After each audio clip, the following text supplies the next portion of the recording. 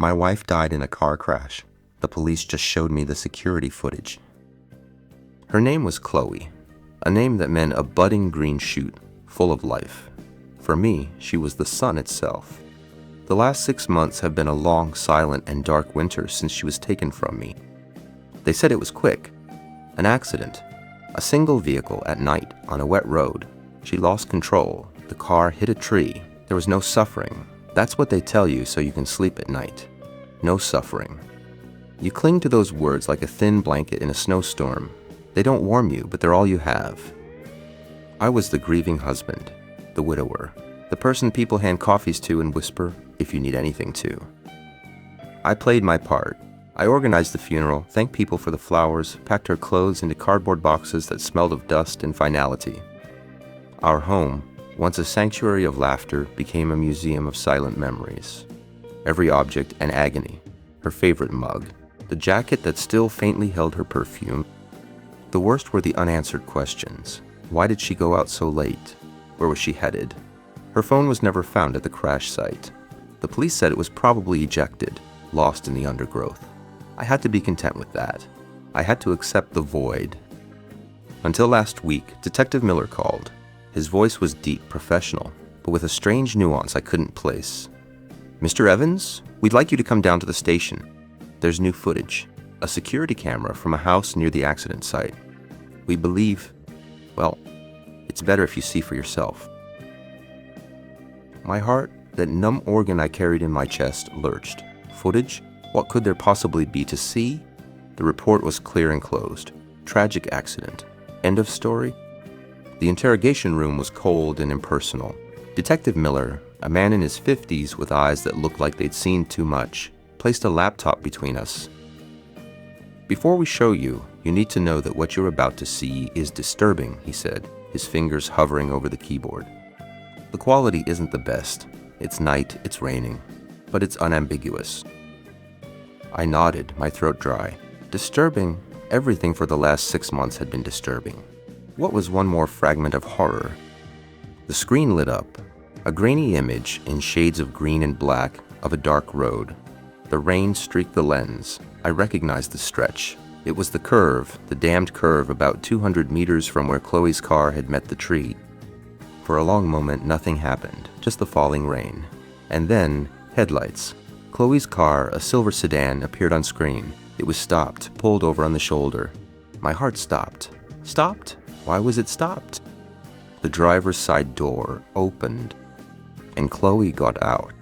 She was alive, walking, and she didn't seem hurt or disoriented. She seemed determined.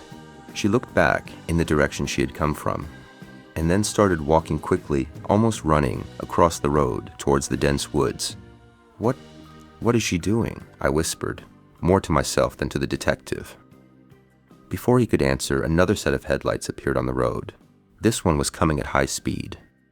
A dark car, an SUV, came flying up and braked hard behind Chloe's car, its high beams illuminating the scene like spotlights on a stage. The driver's door opened, and a man jumped out. The air left my lungs as if I'd been punched. It was my best friend, Mark, the man who stood by me in college, who was the best man at my wedding, who held my hand at Chloe's funeral and cried with me. Asterisk, Mark, asterisk, my brain refused to process it. What was he doing there? How did he know? Why hadn't he told me? On the footage, I saw him run to Chloe's abandoned car, look inside, and then, with an expression of pure panic that was visible even in that terrible quality, he ran to the edge of the road, to where Chloe had disappeared into the woods. He shouted something. There was no sound, but I could see his mouth open, the contortion of his face. He ran after her, vanishing into the darkness. The footage continued, the rain relentless. The timestamp at the bottom ticked by. 2 minutes. 3, and then a flash. A sudden orange flash that lit up the treetops for an instant, followed by dense smoke beginning to rise. My stomach turned into a knot of ice. The accident report mentioned a subsequent fire. The car caught fire after the collision, but the car was here, intact. This fire was something else. Minutes later, Mark reappeared from the woods. He was staggering.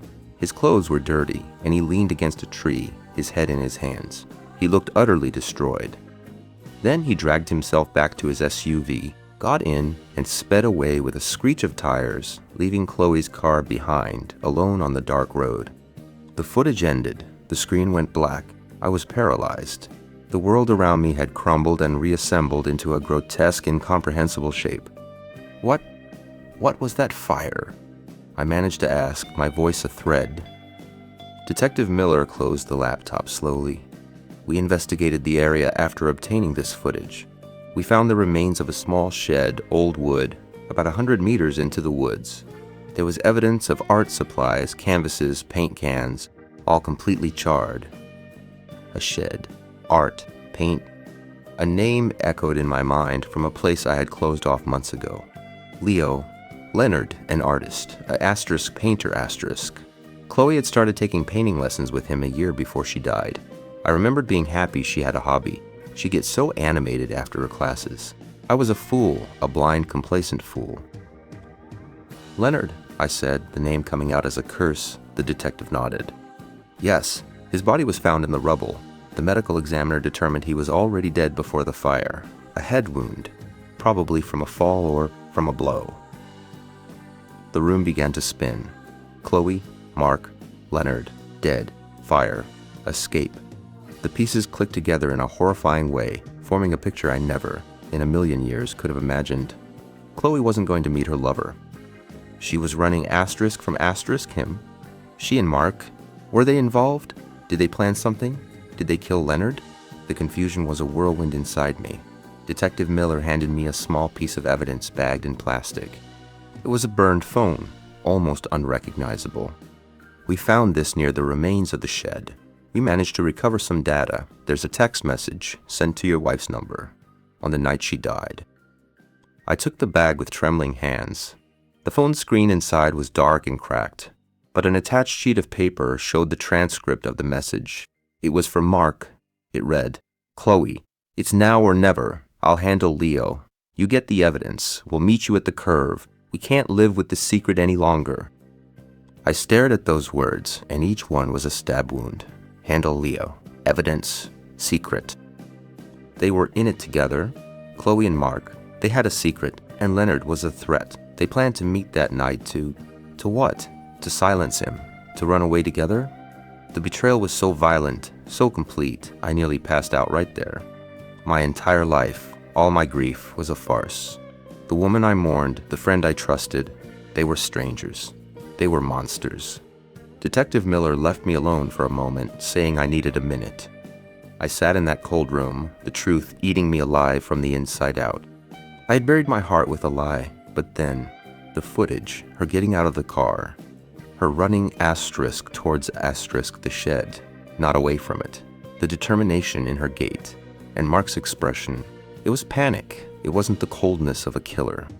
It was the desperation of someone who had lost control of the situation. Something didn't fit. A memory, small and insistent, started knocking on the door of my consciousness. Something Chloe had said months before the accident. We were in our bedroom, and she was looking at one of her own paintings, a dark, sad landscape. "Sometimes, David," she said, her tone strangely serious, "art isn't about beauty. Sometimes it's about exposing the ugliest truth, even if that truth destroys you." At the time, I thought it was artist's drama. Now, those words sounded like a warning. I left the station like a sleepwalker. The world outside was the same, but I wasn't. I drove home, but I couldn't go inside. Instead, I went to the garage. There was one last box of Chloe's things I hadn't had the courage to open. Her painting stuff, I had labeled it. Paints, brushes, rolls of canvas. With a determination born of desperation, I ripped the tape off the box. It smelled of turpentine and dust. I sifted through it. Dry brushes, empty paint tubes. And then, at the bottom, wrapped in a cloth, was a hardcover black sketchbook. I opened it. The first pages were sketches of landscapes, still lifes. And then, the portraits started. Of me, of Mark, and then of Leonard.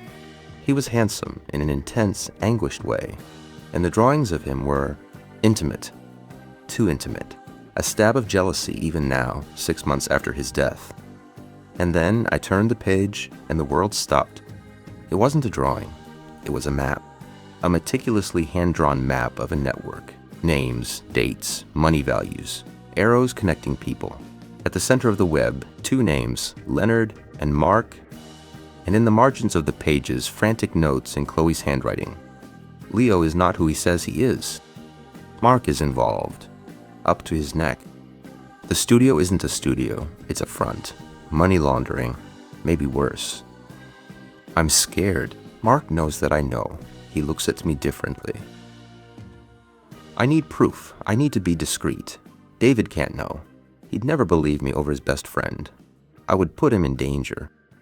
The last note, dated the morning of the day she died, said, I found it. It's all in the shed, hidden behind the canvases. Tonight, I'm ending this. I'm going to the police. God help me. I dropped the sketchbook on the garage floor, my body shaking uncontrollably. I'd gotten it all wrong. Chloe wasn't a cheating traitor. She was an investigator. She had uncovered something monstrous. Leonard's art business was a front for organized crime. And Mark, my brother from another mother, my best friend, he wasn't just a betrayer of my marriage. He was a criminal. And Chloe had found out. Mark's text, I'll handle Leo. You get the evidence, wasn't a lover's plan. It was a trap. He was going there to confront Leonard, but likely to protect his own involvement. He must have discovered that Chloe knew, and she, my brave, stupid, beloved Chloe, went to the shed that night to get the final proof. She wasn't running away with Mark. She was trying to expose him. In the footage, she wasn't running in fear. She was running with purpose, to the shed, to the evidence, and Mark ran after her to stop her. What happened inside? A struggle? With Leonard? With Mark? Did someone push Leonard? Did he fall? Hit his head? And the fire was to destroy the evidence? Was it accidental? I would never know for sure. But one thing I knew. Chloe did not betray me. She was trying to protect me. She died because of it. She died because she discovered that the man I considered a brother was corrupt and a killer. The anger that came then wasn't a hot fire. It was a deep, absolute ice, a lethal calm that took hold of every fiber of my being. I picked up the sketchbook, the notebook that was the key to everything, and then I did the only thing I had left. I didn't go back to the police station. Instead, I drove to Mark's house. He lived in a high-end apartment with a stunning view that, I now knew, was paid for with blood and filth. He opened the door, a tired smile on his face. David, brother, are you okay? You look wrecked. I pushed the door open, stepping inside and closing it behind me. I've been with Detective Miller, I said, my voice strangely flat. He showed me the footage. His smile froze and then melted away, leaving behind a mask of dread. David, I can explain. I followed Chloe that night because I was worried. I saw her leaving. She looked upset. Stop, I said, holding up the sketchbook. She knew everything, Mark. She wrote it all down. His eyes locked onto the notebook, and I saw the exact moment his hope died. His face transformed. The mask of the concerned friend fell away, and what was left was a stranger, a desperate and dangerous man. She shouldn't have snooped, he hissed, his voice now a threat of hatred. She was just your dumb painter wannabe wife. She started asking questions. Went to the shed the week before, poked around where she didn't belong. I tried to warn her to let it go, but she wouldn't listen. So you went there that night, I said, the image of the footage burning in my mind. You went there to handle her too? I went there to save my business, he shouted. Leonard was getting soft. He was going to tell her everything. I got there and they were fighting. He fell, hit his head on the corner of the table. It was an accident. And she froze. She grabbed some canvases, a flash drive, and ran. I ran after her. I tried to talk to her, but she was panicking. She said she was going to the police, that she was going to destroy me. He swallowed hard, his eyes glazed over. And then what happened, Mark? My voice was a deadly whisper. She tripped. In the dark, in the rain. She fell down an embankment. I climbed down to her, but she had already hit her head on a rock. She was gone. He was crying now, tears of self-pity. I didn't mean for it to happen. I set the shed on fire to cover the tracks, to make it look like they were both inside. I put Leo's body near the wreckage, and then I pushed her car down the slope, into the tree, to make it look like an accident. It was the only way. I did it for us, David. To protect us. To protect us, I repeated, the disbelief mixed with absolute disgust. You killed my wife. You killed our friend. And you've lied to me every single day since. He stepped closer, his hands outstretched in a pleading gesture. Brother, please, it was an accident. A terrible, terrible accident. We can get past this. We're family. I looked at his hands, the hands that had likely set the fire that burned the last evidence of my wife's true courage. And I knew what I had to do. Without a word, I turned and opened the apartment door. Detective Miller and 2 other officers were standing outside in the hallway. The phone in my pocket had been transmitting our entire conversation. I had called him the moment I got out of my car. The look of final betrayal on Mark's face was the sweetest and most bitter thing I've ever seen. David, he screamed as the officers handcuffed him. I didn't answer. I just took Chloe's sketchbook and handed it to Detective Miller. Everything you need is in here, I said. And then I turned and walked away, leaving the man who was my brother behind. Forever. Today, my grief is different. It's no longer for the sun that set. It's for the star that fell in battle. Chloe wasn't a victim of a car crash. She was a victim of greed and betrayal, but she was a warrior. She died trying to do the right thing. Trying to protect me from a viper we had harbored in our own garden. The pain of her absence is still here. It always will be. But now it's mixed with an immense, overwhelming, and painful pride. I look up at the night sky, and instead of searching for the sun, I look for a star. The star, Chloe. And I whisper to the wind a truth that has finally brought me a twisted, broken peace. I understand now, my love. And you were the bravest person I have ever known. Rest. It's finished. The secret didn't die with her. It came to light. And in its revelation, it didn't break me. It set me free. And it brought her, finally, justice.